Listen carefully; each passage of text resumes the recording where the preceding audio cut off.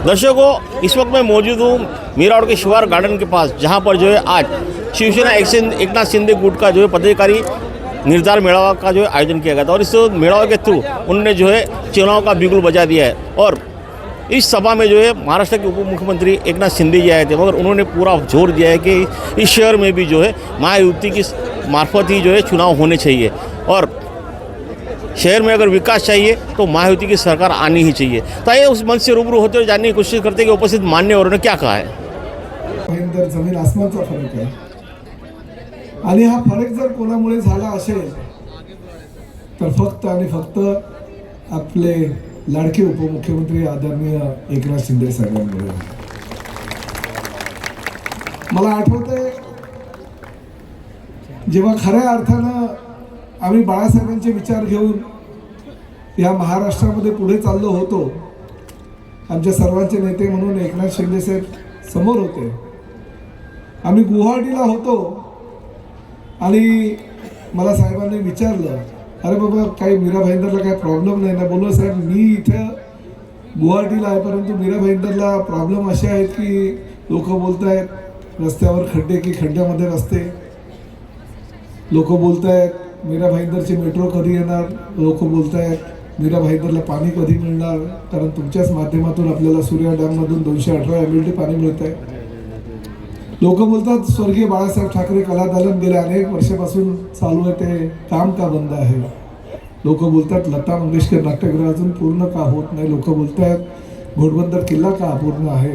लोक बोलतात या शहरामध्ये विकास का होत नाही?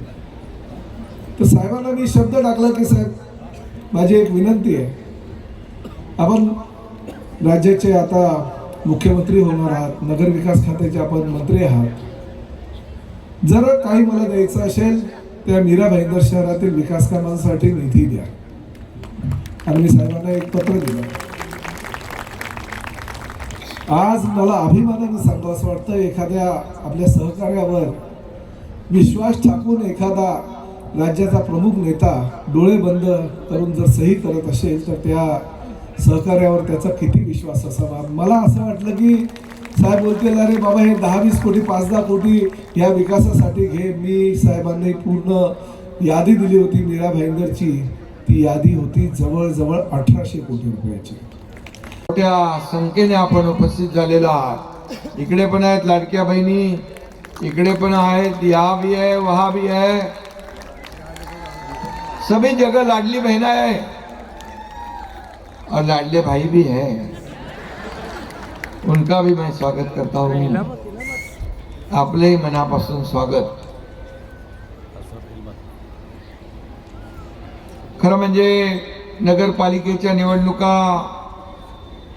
आज मतदान संपलं, दुसऱ्या टप्प्यातलं। उद्या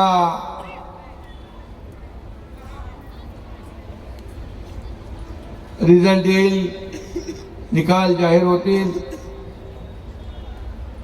आणि आपण लोकसभा जिंकली, विधानसभा जिंकली, आता महापालिकेवर देखील महायुतीचाच भगवा झेंडा फडकवायचा आहे।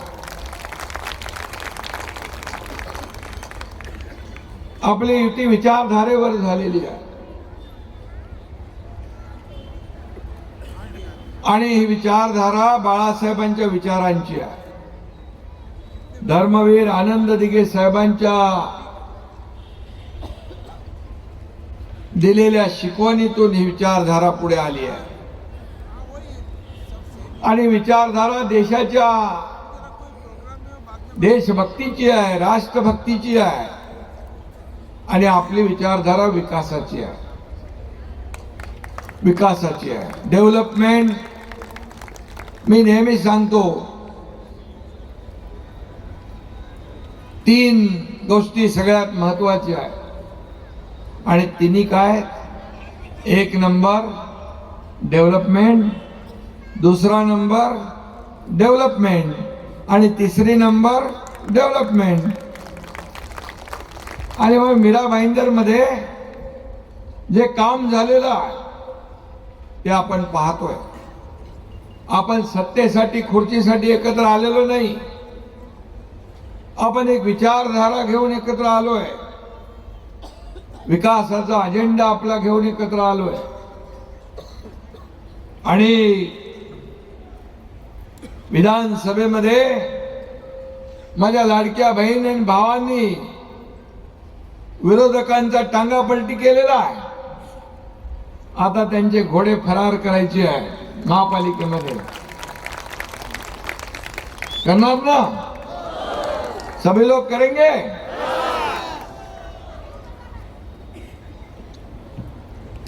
अडीच वर्ष मी मुख्यमंत्री म्हणून काम केलं. अडीच वर्षामध्ये या राज्याला पुढे घेऊन गेलो आपण.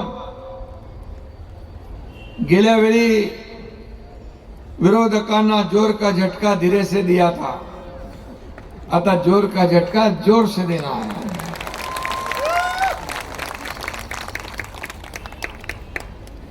नगरपालिका निवडणुकीमध्ये प्रतापजी आपला धनुष्यबाण शिवसेना गावागावात पोचले, घराघरात पोचले. नगरपालिका म्हणजे छोटा भाऊ, महापालिका म्हणजे मोठा भाऊ. आणि या लढाईमध्ये रणांगण देखील मोठा आहे. आणि म्हणून आपली भूमिका आहे की आपण लोकसभेत महायुती लढलो, विधानसभेत महायुती लढलो, आता महापालिकेत देखील महायुतीने आपण लढलो तर एक विकास जलद गतीने होईल.